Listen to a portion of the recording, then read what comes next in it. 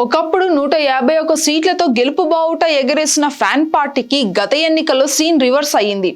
మొన్నటికి మొన్న ఎన్నికల ఫలితాలలో కేవలం 11 స్థానాలతో సరిపెట్టుకోవాల్సిన దుస్థితి దాపురించింది ఆ పార్టీకి. ఇక దీంతో ఇంత ఘోరంగా అధపాతాళానికి పడిపోవడానికి ఆ పార్టీ నాయకులు జీర్ణించుకోలేకపోతున్నారు. అంతేకాదు రివ్యూలు కూడా చూసుకుంటూ కారణాలు వెతుక్కునే పనిలో పడ్డారు పార్టీ వాళ్ళు. ఎన్నికల ఫలితాలు వెలువడిన తర్వాత వైసీపీ అధినేత జగన్ ఫేస్ లో నిర్వేదం అలుముకుందనే చెప్పాలి. ఓటమిని తట్టుకోవడం లేదనే విషయం చాలా స్పష్టంగా కనిపించింది. అదే సమయంలో ఆయన చేసిన వ్యాఖ్యలు కూడా కొంత ఆసక్తిని రేకెత్తించాయని చెప్పాలి. ఫలితాలు ఆశ్చర్యం కలిగించాయని అన్నారు జగన్. అంతేకాదు ఎక్కడ తప్పు జరిగిందో అసలు తెలియడం లేదనేలాగా ఆయన వ్యాఖ్యలు మనకి కనిపించాయి. ఇక ఓటమి సమీక్ష పైన వైసీపీ నేతలతో జగన్ సమావేశం కూడా నిర్వేదానికి పరానిందకు పరాకాష్ఠగా నిలిచింది. ఇక ఆ రోజు అందరూ నాయకుల వేళ్లు వైసీపీ నేత సజ్జల రామకృష్ణారెడ్డి వైపే చూపించాయనే చెప్పాలి.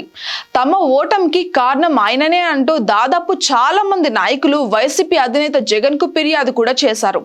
ఇక అదే సమయంలో సజ్జల రామకృష్ణారెడ్డి ఆయన కుమారుడు కనిపించకుండా అజ్ఞాతంలోకి వెళ్లడం కూడా చర్చనీయాంశమైందనే చెప్పాలి. పలు అనుమానాలకు కూడా తావిచ్చింది. ఇక ఆ తర్వాత జరిగిన పలు సమావేశాలకు సజ్జల రామకృష్ణారెడ్డి హాజరైన సైలెంట్ గానే ఉన్నారు. అయితే ఇక్కడ తొలుత సజ్జల మీద ఓటమి నెపం నెట్టేసిన నేతలు ఇప్పుడు ఫ్యాన్ పార్టీ నెంబర్ 2 నాయకుడైన విజయసాయి రెడ్డి పైన వాగ్వాదాలకి గురిపెట్టారు. ఇక ఇందులో భాగంగా గురిజాల మాజీ ఎమ్మెల్యే కాసు మహేష్ రెడ్డి సోషల్ మీడియాలో పెట్టిన కొన్ని పోస్టులు, అదే విధంగా చేసిన వ్యాఖ్యలు చాలా సంచలనంగా మారాయి. మద్యం విషయంలో ప్రభుత్వానికి చెడ్డ పేరు వచ్చిందని ఆయన తెలిపారు. అయితే ప్రభుత్వానికి చెడ్డ పేరు వస్తుంది, అధిగమించాలని చెప్పిన సజ్జల రామకృష్ణారెడ్డి అదే విధంగా విజయసాయిరెడ్డి పట్టించుకోలేదన్నారు. దాని పర్యవసానం ఈ రోజు కనిపిస్తుందని తెలిపారు. నాసిరకం మద్యాన్ని ఎక్కువ రేట్లకు అమ్ముతున్నారు అంటూ టీడీపీ చేసిన ప్రచారాన్ని జనం నమ్ముతున్నారన్నారు. అలాగే ఇసుక మీద ఆధారపడే వాళ్ళు కూడా ప్రభుత్వానికి వ్యతిరేకంగా ఓటేశారని తెలిపారు. కార్మికులంతా కూడా మెరుగైన ఇసుక పాలసీ ఇస్తారని టీడీపీకి ఓటేశారు.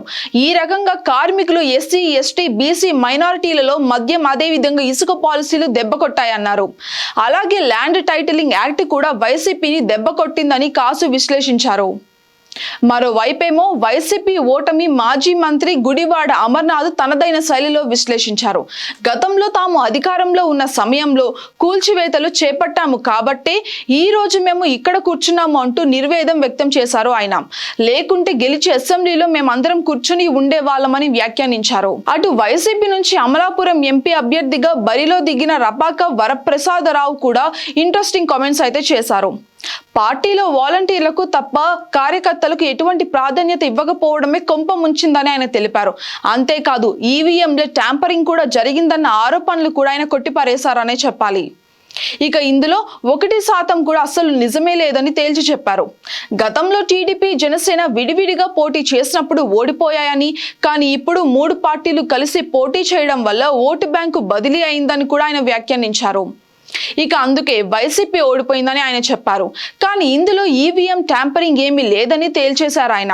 ఇక మొత్తానికి అయితే ఏది ఏమైనా వైసీపీ ఓటమి పైన ఎవరి విశ్లేషణలు వాళ్ళు చేస్తున్నారు. కానీ ఓటమికి మాత్రం ఫ్యాన్ పార్టీ అధినేత సహా ఎవ్వరు కూడా నైతికం బాధ్యత తీసుకోకపోవడం మరో విశేషం.